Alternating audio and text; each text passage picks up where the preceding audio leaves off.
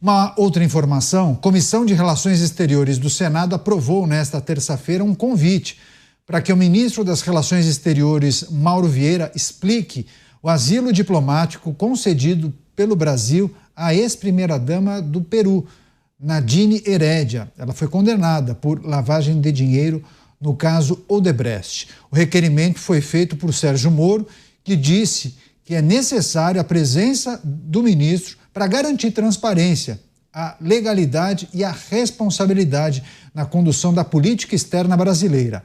Além de Vieira, a Comissão de Segurança Pública do Senado também aprovou um requerimento para que o ministro da Justiça, Ricardo Lewandowski, preste informações sobre esse asilo. Chamar o Cristiano Beraldo, posicionamento do Senado, ministros terão de explicar esse asilo diplomático da ex-primeira-dama do Peru. Beraldo. Tem explicação? Quer dizer, há algum argumento possível que não faça corar alguém que tem uma mínima decência e vergonha na cara? Porque o que aconteceu, todo mundo viu. Uma pessoa sofreu um processo no seu país, foi condenada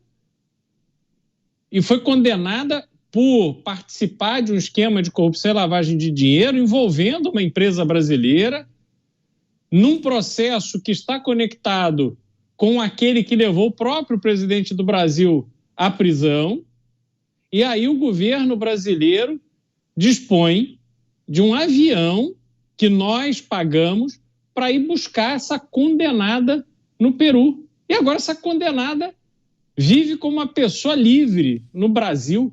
Isso é uma coisa absolutamente absurda, não faz nenhum sentido.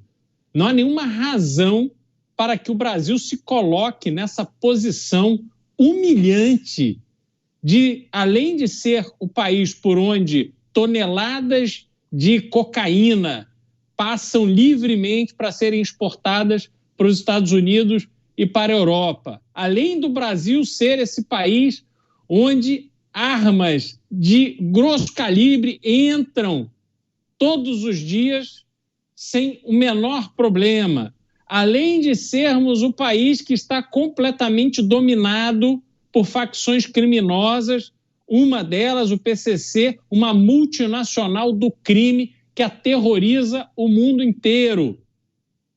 Além disso tudo, nós ainda temos o governo brasileiro oficialmente servindo aos interesses de uma condenada por corrupção. Quer dizer, alguém acha que isso não causa danos à imagem do Brasil?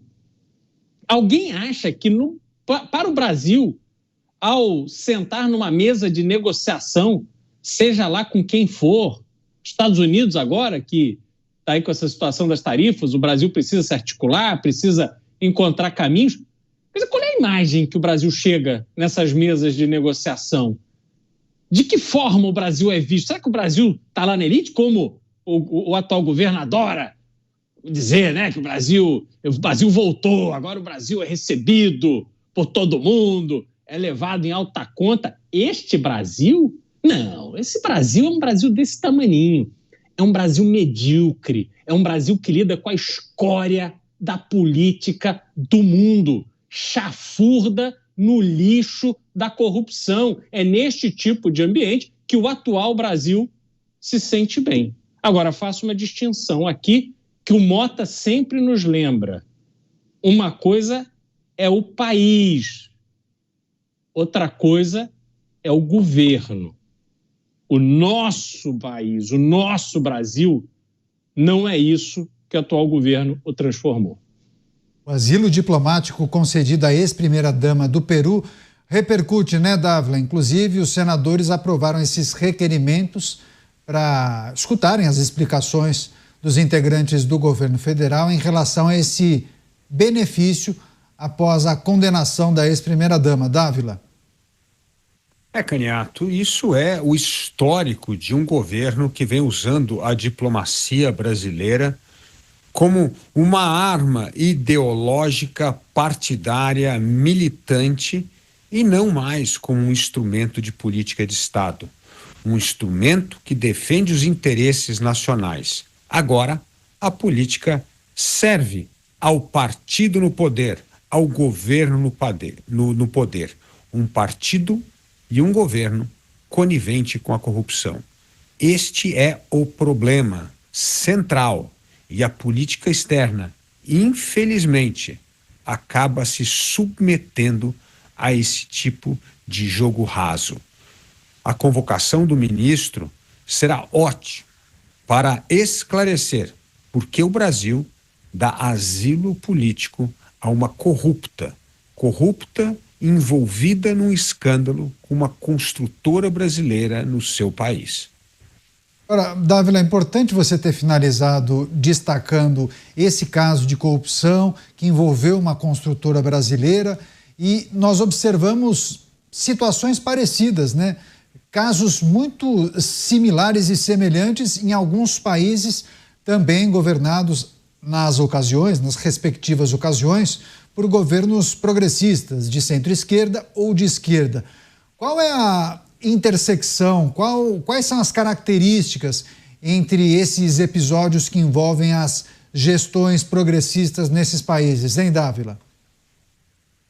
Bom, primeiro, várias vezes nós tivemos essas construtoras aqui coniventes com o governo fazendo obras públicas nesses países e como se tivesse essa afinidade ideológica, seria a garantia que essa construtora receberia futuramente dos amigos do Brasil, do partido. Tá? Então, o segundo ponto é que este tipo de atuação da construtora permitiu a corrupção, isto é, o desvio de dinheiro público para o bolso privado de líderes políticos locais. E aí não importa se é na Venezuela, se é na Bolívia, se é no Peru, se é em Cuba, né? Então é um esquema de poder, é um esquema de corrupção, de desvio de dinheiro público para bolso privado. E o mais triste, Caniato, algumas vezes financiados pelo BNDES. Daqui a pouco eu vou chamar o Cristiano Beraldo, viu, Dávila? A gente só está ajustando alguma coisa com o áudio dele. Agora sim, agora ajustado já o áudio do Cristiano Beraldo.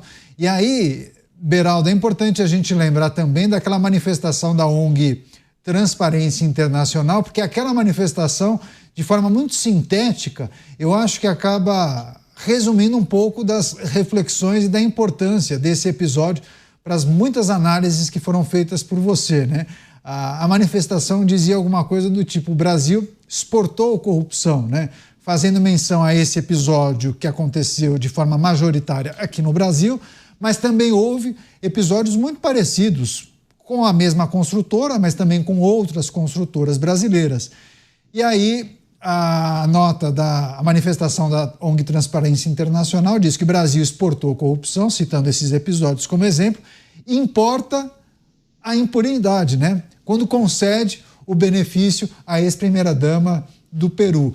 E não está em linha com discursos de integrantes do governo federal. Discursos que vão na contramão do que acabou acontecendo, né? Uma ironia sem tamanho, né, Beraldo?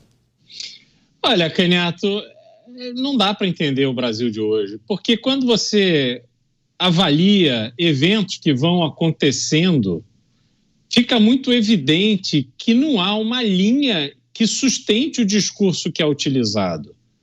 O governo que, ao falar sobre o ex-presidente Jair Bolsonaro ou os manifestantes de 8 de janeiro, adotam uma linha de uma rigidez absoluta, dizendo que eles são golpistas, isso e aquilo, que colocaram em risco a democracia brasileira, que tentaram impedir que o presidente eleito exercesse o seu mandato, sendo que o presidente eleito já tinha tomado posse fazia uma semana. Então, esse discurso se contrapõe aos eventos que a gente vai vendo. Quer dizer, o mesmo governo que está tão indignado com os manifestantes do 8 de janeiro, que fala com todas as letras que a Débora Rodrigues e o seu batom precisam cumprir 14 anos de cadeia. 14 anos de cadeia é pouco para quem ousa escrever com batom na estátua da justiça. É a mesma turma que defende quem confessa rachadinha. É a mesma turma que faz ceninha de apoio a um deputado que colocou para fora um manifestante contrário a ele, colocou para fora da Câmara dos Deputados a pontapé, que tentou agredir um colega. Esse é o mesmo governo que acolhe, ainda tenta justificar a acolhida de uma corrupta que vai ficar impune. Quer dizer, a gente exporta essa tecnologia para outros países de que o crime compensa.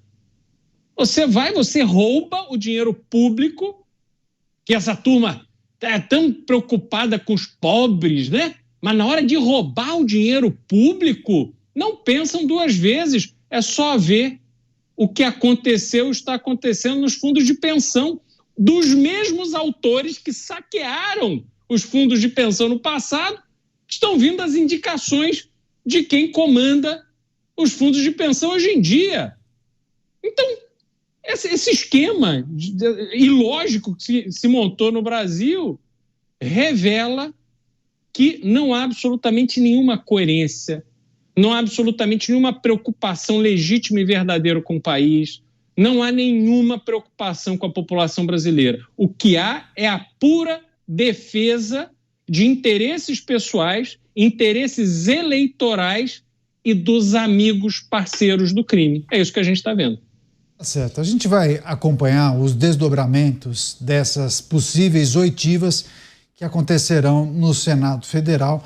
Lembrando que trata-se de um convite, né? Os representantes do governo não são obrigados a comparecer, mas muito possivelmente haja aí um acordo para que eles compareçam a essas sessões. A gente vai seguir acompanhando.